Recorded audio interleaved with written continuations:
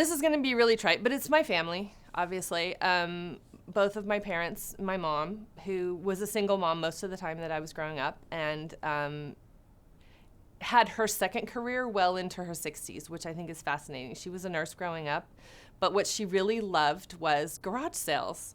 So when she retired from being a nurse, she ended up being the owner of a used children's clothing store. And that was her passion, and it still is. She's in her 70s now. She's retired again, but she still does it. And I love that she was able to hang on and do what she had to do to raise us, and then do what she loved after that. I do have another hero, and it's a friend of mine, and it's my friend Denise, and she is the mother of the inspiration for Transcendence. And she went through what every mother and family fears, which is the loss of a child. Her son died very suddenly at 13. And he was the inspiration for Transcendence. He's what I started thinking about. And when I was writing it, often you use placeholder names. And I used his name, which was Griffon, Griffon, as a placeholder, just when I was writing the story, because I couldn't think of anything else. And then he sort of became Griffon in a way.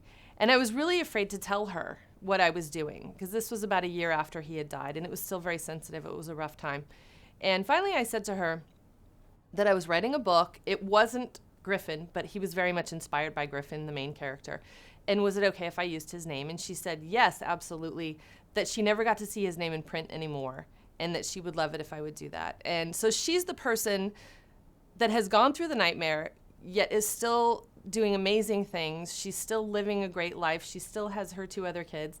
I always give her and her daughter the first book. They send you one book, and both Transcendence and Intuition. Griffon is in both of them. He's a big character.